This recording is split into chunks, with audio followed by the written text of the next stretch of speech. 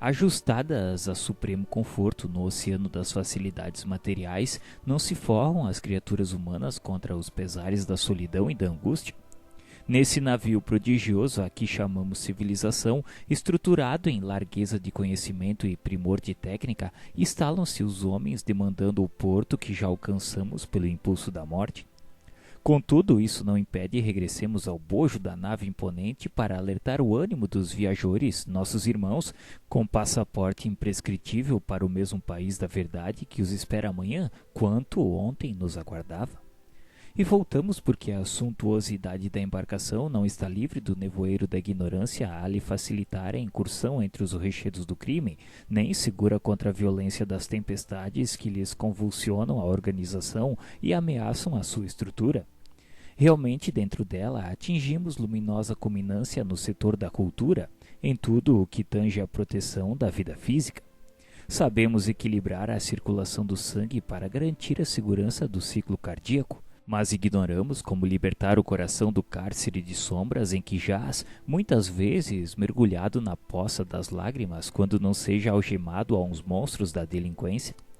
Identificamos a neurite óptica com a eliminação progressiva dos campos visuais e medicamo-la com a vantagem possível na preservação dos olhos. Entretanto, desconhecemos como arrancar a visão às trevas do espírito. Ofertamos braços e pernas artificiais aos mutilados, contudo, somos francamente incapazes de remediar as lesões do sentimento. Interferimos com vasta margem de êxito nos processos patológicos das células nervosas, auscultando as deficiências de vitaminas e enzimas que ocasionam a diminuição da taxa metabólica do cérebro. Todavia, estamos inabilitados a qualquer anulação das síndromes espirituais de aflição e desespero que agravam a psicatenia e a loucura. Achamo-nos convictos de que a hidrocefalia congênita provém da acumulação indébita do líquido cefalorraquiano, impondo dilatação no espaço por ele mesmo ocupado na província intracraniana. No entanto, não percebemos a causa fundamental que a provoca. Ainda assim, não voltamos para confabular com aqueles que se sintam acomodados ao desequilíbrio. Retornamos à convivência dos que contemplam o horizonte entre a inquietação e a fadiga, perguntando em pranto sobre o fim da viagem. De espírito voltado para eles, os torturados do coração e da inteligência, aspiramos a narrar um livro simples sobre a evolução da alma nos dois planos, interligados no berço e no túmulo, nos quais se nos entretece a senda para Deus. Notas em que o despretensioso médico desencarnado que somos, tomando para alicerce de suas observações o material básico já conquistado pela própria ciência terrestre, material por vezes escolhidos em obras de respeitáveis estudiosos, pudesse algo dizer do corpo espiritual em cujas células sutis a nossa própria vontade situa as causas de nosso destino sobre a Terra.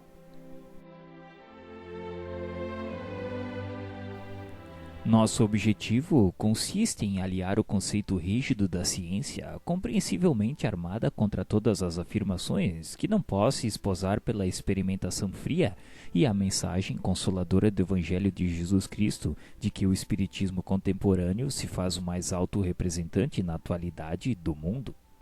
Um pequeno conjunto de definições sintéticas sobre nossa própria alma imortal à face do universo. Todavia, para tal empreendimento, careceríamos de instrumentação mais ampla, motivo pelo qual nos utilizamos de dois médiuns diferentes em lugares distintos, dois corações amigos que se prontificaram a receber-nos os textos humildes dos quais se compõe a nossa apagada oferta. Foi assim, meu amigo, que esse livro nasceu por missiva de irmãos aos irmãos que lutam e choram. Se não sentes o frio da noite sobre o revolto mar das provações humanas, entorpecido da ilusão que te faz escarnecer da própria verdade, nossa lembrança em tuas mãos traz errado o endereço. Mas se guardas contigo o estigma do sofrimento, indagando pela solução dos velhos problemas do ser e da dor, se percebes a nuvem que prenuncia a tormenta e o vórtice traiçoeiro das ondas em que navegas, vem conosco. Estudemos a rota de nossa multimilenária romagem no tempo para sentirmos o calor da flama de nosso próprio espírito a palpitar imorredouro na eternidade e acendendo o lume da esperança. Perceberemos juntos em exaltação de alegria que Deus, o Pai de infinita bondade, nos traçou a divina destinação para além das estrelas.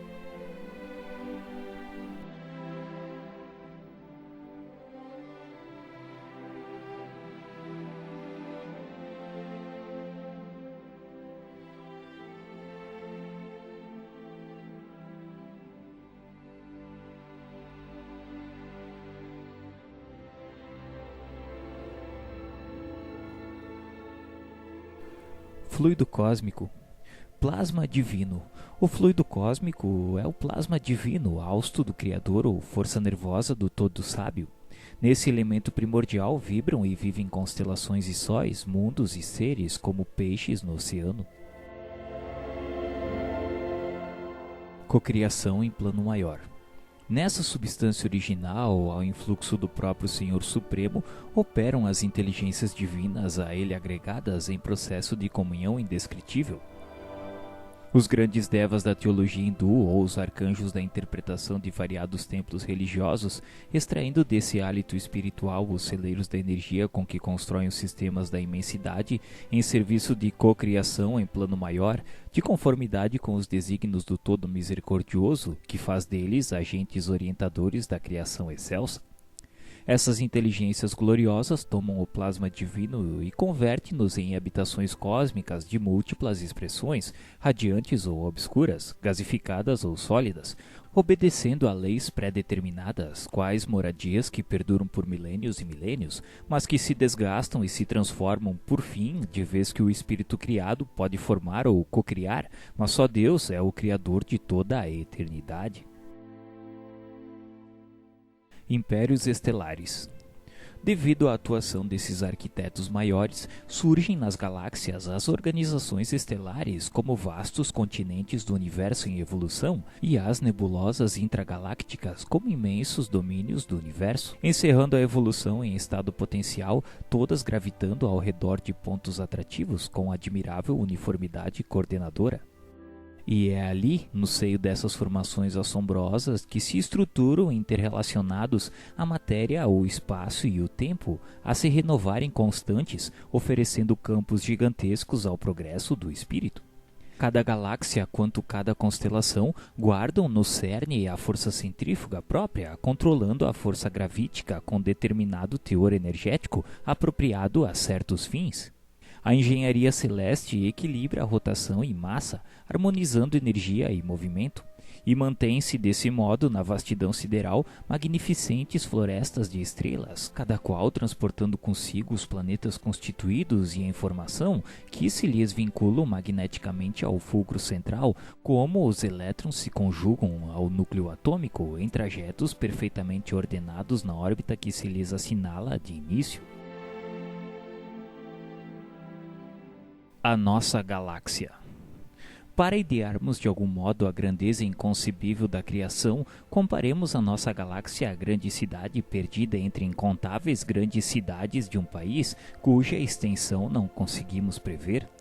Tomando o Sol e os mundos nossos vizinhos como apartamentos de nosso edifício, reconheceremos que em derredor repontam outros edifícios em todas as direções. Assentando instrumentos de longo alcance da nossa sala de estudo, perceberemos que nossa casa não é a mais humilde, mas que inúmeras outras lhe superam as expressões de magnitude e beleza. Aprendemos que além de nossa edificação, salientam-se palácios e arranha-céus como Betelgeuse no distrito de Órion, Canopus na região do Navio, Arcturus no conjunto do Boieiro, Antares no centro do Escorpião e outras muitas residências senhoriais imponentes e belas, exibindo uma glória perante a qual todos os nossos valores se apagariam. Por processos ópticos, verificamos que a nossa cidade apresenta uma forma aspiralada e que a onda de rádio, avançando com a velocidade da luz, gasta 1000 séculos terrenos para percorrer-lhe o diâmetro. Nela surpreenderemos milhões de lares nas mais diversas dimensões e feitios, instituídos desde há muito, recém-organizados, envelhecidos ou em via de instalação, nos quais a vida e a experiência enxaimeiam vitoriosas. Forças atômicas. Toda essa riqueza de plasmagens nas linhas da criação ergue-se à base de corpúsculos sob radiações da mente e, embora estejamos fora do plano físico, não podemos definir a sua multiplicidade e configuração, porquanto a morte apenas dilata as nossas concepções e nos aclara a introspecção, iluminando-nos o senso moral sem resolver de maneira absoluta os problemas que o universo nos propõe a cada passo com os seus espetáculos de grandeza. Sob a orientação das inteligências superiores, congregam-se os átomos em colmeias imensas e, sob a pressão espiritualmente dirigida de ondas eletromagnéticas, são controladamente reduzidas às áreas espaciais intratômicas, sem perda de movimento, para que se transformem na massa nuclear adensada de que se esculpem os planetas, em cujo seio as mônadas celestes encontrarão adequado berço ao desenvolvimento. Semelhantes mundos servem à finalidade a que se destinam por longas eras consagradas à evolução do espírito, até que pela sobrepressão sistemática sofram o colapso atômico, pelo qual se transmutam em astros cadaverizados. Essas esferas mortas, contudo, volvem a novas diretrizes dos agentes divinos que dispõem sobre a desintegração dos materiais de superfície, dando ensejo a que os elementos comprimidos se libertem através de explosões ordenadas, surgindo um novo acervo corpuscular para a reconstrução das moradias celestes, nas quais a obra de Deus se estende e perpetua em sua glória criativa.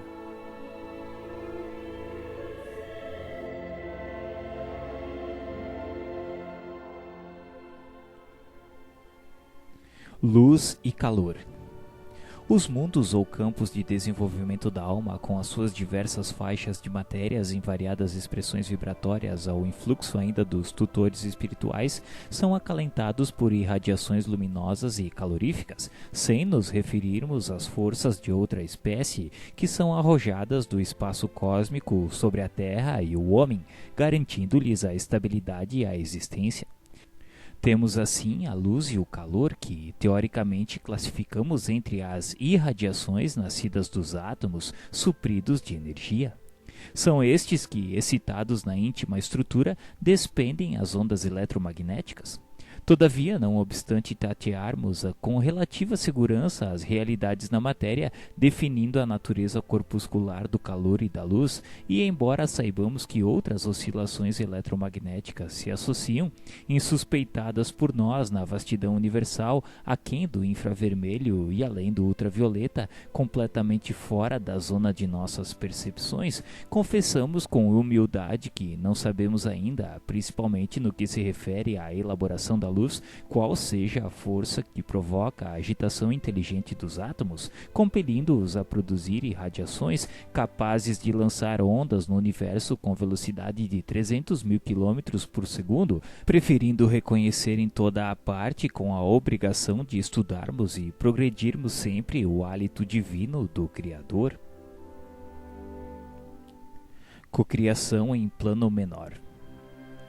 Em análogo alicerce, as inteligências humanas que ombreiam conosco utilizam o mesmo fluido cósmico em permanente circulação no universo para a cocriação em plano menor, assimilando os corpúsculos da matéria com a energia espiritual que lhes é própria, formando assim o veículo físico-psicossomático em que se exprimem ou cunhando as civilizações que abrangem no mundo a humanidade encarnada e a humanidade desencarnada.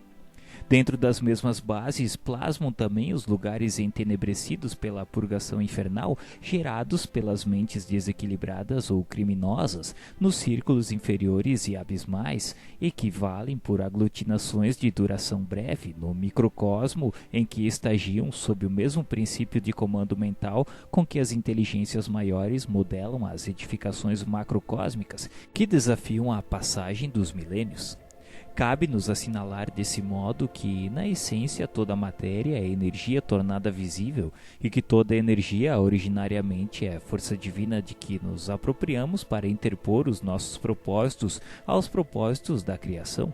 cujas leis nos conservam e prestigiam o bem praticado, constrangendo-nos a transformar o mal de nossa autoria no bem que devemos realizar, porque o bem de todos é o seu eterno princípio. Compete-nos, pois, anotar que o fluido cósmico ou plasma divino é a força em que todos vivemos nos ângulos variados da natureza, motivo pelo qual o Paulo de Tarso afirmou, e com toda a razão, que em Deus nos movemos e existimos.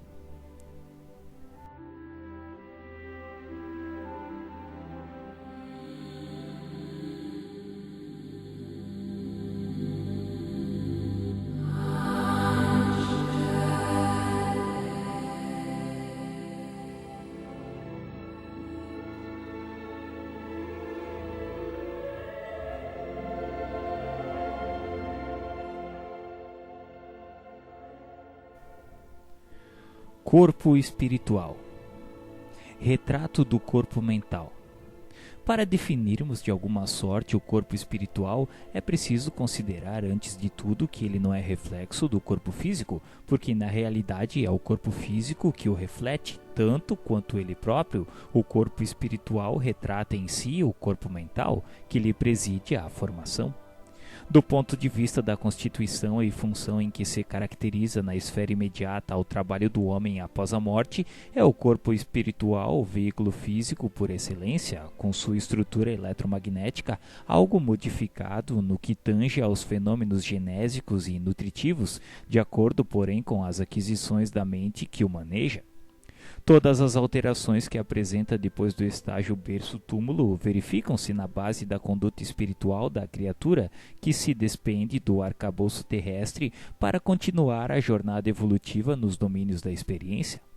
Claro está, portanto, que é ele santuário vivo em que a consciência imortal prossegue em manifestação incessante, além do sepulcro, formação sutil urdida em recursos dinâmicos, extremamente porosa e plástica, em cuja tessitura as células noutra faixa vibratória, a face do sistema de permuta visceralmente renovado, se distribui mais ou menos à feição das partículas coloides, com a respectiva carga elétrica, comportando-se no espaço segundo a sua condição específica e apresentando estados morfológicos conforme o campo mental a que se ajusta. O corpo mental, assinalado experimentalmente por diversos estudiosos, é o envoltório sutil da mente e que por agora não podemos definir com mais amplitude de conceituação além daquela em que tem sido apresentado pelos pesquisadores encarnados, e isto por falta de terminologia adequada no dicionário terrestre. Os centros vitais. Estudado no plano em que nos encontramos, na posição de criaturas desencarnadas, o corpo espiritual ou psicossoma é assim o veículo físico relativamente definido pela ciência humana, com os centros vitais que essa mesma ciência por enquanto não pode perquirir e reconhecer. Nele possuímos todo o equipamento de recursos automáticos que governam os bilhões de entidades microscópicas a serviço da inteligência nos círculos de ação em que nos demoramos. Recursos esses adquiridos vagarosamente pelo ser em milênios e milênios de esforço e recapitulação nos múltiplos setores da evolução anímica. É assim que, regendo a atividade funcional dos órgãos relacionados pela fisiologia terrena, nele identificamos o centro coronário, instalado na região central do cérebro, sede da mente, centro que assimila os estímulos do plano superior e orienta a forma, o movimento, a estabilidade, o metabolismo orgânico e a vida consciencial da alma encarnada ou desencarnada nas cintas de aprendizado que lhes corresponde no abrigo planetário. O centro coronário supervisiona ainda os outros centros vitais que lhes obedecem ao impulso procedente do espírito, assim como as peças secundinas de uma usina respondem ao comando da peça motor de que se serve o tirocínio do homem para concatená-las e dirigi-las. Desses centros secundários, entrelaçados no psicossoma e, consequentemente, no corpo físico, por redes plexiformes, destacamos o centro cerebral contíguo ao coronário, com influência decisiva sobre os demais, governando o córtex encefálico na sustentação dos sentidos, marcando a atividade das glândulas endócrinas e administrando o sistema nervoso em toda a sua organização, coordenação, atividade e mecanismo, desde os neurônios sensitivos até as células efetoras. O centro laríngeo controlando notadamente a respiração e a fonação, o centro cardíaco dirigindo a emotividade e a circulação das forças de base, o centro esplênico determinando todas as atividades e que se exprime o sistema hemático dentro das variações de meio e volume sanguíneo, o centro gástrico responsabilizando-se pela digestão e a absorção dos alimentos densos ou menos densos que, de qualquer modo, representam concentrados fluidos penetrando-nos a organização, e o centro genésico guiando a modelagem de novas formas entre os homens, ou o estabelecimento de estímulos criadores com vistas ao trabalho, à associação e à realização entre as almas.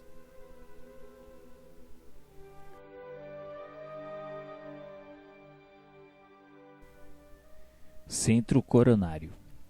Temos particularmente no centro coronário o ponto de interação entre as forças determinantes do espírito e as forças físico-psicossomáticas organizadas.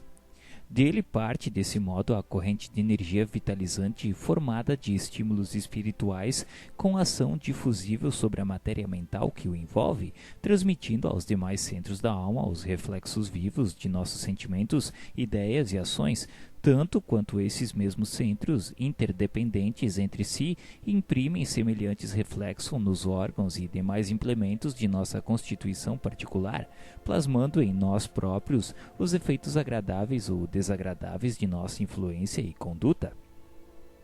A mente elabora as criações que lhe fluem da vontade, apropriando-se dos elementos que a circundam, e o centro coronário incumbe-se automaticamente de fixar a natureza da responsabilidade que lhes diga respeito, marcando no próprio ser as consequências felizes ou infelizes de sua movimentação consciencial no campo do destino.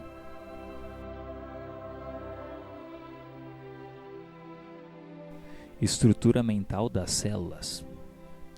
É importante considerar, todavia, que nós, os desencarnados, na esfera que nos é própria, estudamos presentemente a estrutura mental das células, de modo a iniciarmos em aprendizado superior com mais amplitude de conhecimento acerca dos fluidos que nos integram o clima de manifestação, todos eles de origem mental e todos entretecidos na essência da matéria primária ou hausto corpuscular de Deus, de que se compõe a base do universo infinito. Centros vitais e células. São os centros vitais, fulcros energéticos que, sob a orientação automática da alma, imprimem às células a especialização extrema pela qual o homem possui no corpo denso e detemos todos no corpo espiritual em recursos equivalentes. As células que produzem fosfato e carbonato de cálcio para a construção dos ossos, as que se distendem para a recobertura do intestino, as que desempenham complexas funções químicas no fígado, as que se transformam em filtros do sangue na intimidade dos rins e outras tantas que se ocupam da fabricação de substâncias indispensáveis à conservação e defesa da vida nas glândulas, nos tecidos e nos órgãos que nos constituem o cosmo vivo de manifestação. Essas células que obedecem às ordens do espírito, diferenciando-se e adaptando-se às condições por ele criadas, procedem do elemento primitivo comum de que todos provimos em laboriosa marcha no decurso dos milênios, desde o seio tépido do oceano, quando as formações protoplasmáticas nos lastrearam as manifestações primeiras. Tanto quanto a célula individual a personalizar-se na ameba, ser unicelular que reclama ambiente próprio e nutrição adequada para crescer e reproduzir-se, garantindo a sobrevivência da espécie no oceano em que respira. Os bilhões de células que nos servem ao veículo de expressão, agora domesticadas na sua quase totalidade em funções exclusivas, necessitam de substâncias especiais, água, oxigênio e canais de exoneração excretória para se multiplicarem no trabalho específico que o nosso espírito lhes traça. Encontrando, porém, esse clima que lhes é indispensável na estrutura aquosa de nossa constituição físico-psicossomática, a expressar-se nos líquidos extracelulares formados pelo líquido intersticial e pelo plasma sanguíneo. Exteriorização dos centros vitais.